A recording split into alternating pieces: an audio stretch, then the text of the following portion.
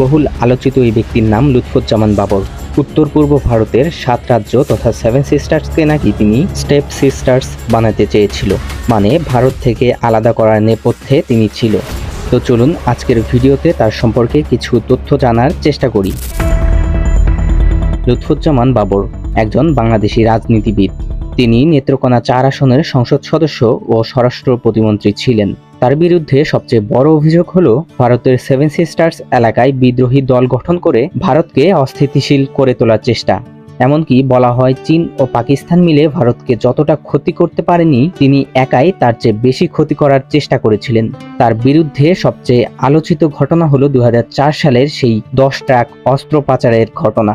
সেই সময় যদি এই অস্ত্রগুলো ভারতে প্রবেশ করত, তাহলে ভারতের পরিস্থিতি কেমন হতো তা ভাবতেই গা শিউরে ওঠে। সেই মিশন সাকসেসফুল হলে আজ হয়তোবা ভারতের মানচিত্রই বদলে যেত। তিনি এমন সময় ভারতকে এ হুমকি দিয়েছিল যখন বাংলাদেশ থেকে কেউ এ ধরনের সাহস দেখায়নি। এখন অনেকেই বলে ভারতের 7 সিস্টার্সকে স্টেপ সিস্টার্স বানানোর মতো ক্ষমতা ছিল তার। 10 ট্রাক অস্ত্র মামলার ঘটনাটি হয়তোবা অনেকেই ভুলে গেছেন, কিন্তু সেই সময় উদ্ধারকৃত 463টি বাক্সে ছিল এমটিটি, এসএমডি, 790টি টমিগান, 27,000 গ্রেনেড, 150টি রকেট লঞ্চার, 620টি ম্যাগাজিন এবং 11,43,520টি গুলি। এইসব অস্ত্রের আনুমানিক মূল্য ছিল 27,000 কোটি টাকা। জাস্ট কল্পনা করেন, পদ্মা সেতু নির্মাণ ব্যয় 30,000 কোটি টাকা। সো প্রায় সমপরিমাণ অর্থ। ধারণা করা হয় চীন থেকে এসেছিল এই অস্ত্রের চালানটি। সেই সময় তিনি ছিলেন স্বরাষ্ট্র প্রতিমন্ত্রী।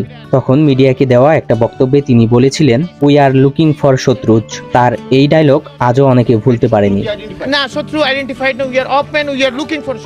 লুৎফুজ্জামান বাবর 1991 সালের 5ম জাতীয় সংসদ নির্বাচনে স্বতন্ত্র প্রার্থী হিসেবে আনারস প্রতীক নিয়ে নেত্রকোনা 4 আসন থেকে সংসদ সদস্য নির্বাচিত হন।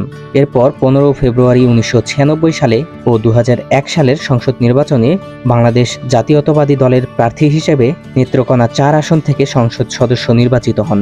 8ম সংসদে তিনি স্বরাষ্ট্র প্রতিমন্ত্রী হিসেবে দায়িত্ব পালন করে। 21 আগস্ট 2004 সালের গ্রেনেড হামলা মামলায় 18 মার্চ 2012 সালে তারেক রহমান ও লুৎফুজ্জামান বাবর সহ নতুন তালিকাভুক্ত 30 আসামির নাম যুক্ত হয়। 1 অক্টোবর 2018 সালে এই মামলায় তাকে মৃত্যুদণ্ড দেওয়া হয়। 2004 সালে ধরা পড়া 10 ট্রাক অস্ত্রের চালান মামলায় তাকে মৃত্যুদণ্ড দেওয়া হয়। ফাঁসির দণ্ডপ্রাপ্ত এই বাবর বর্তমানে কারাগারে বন্দী আছে।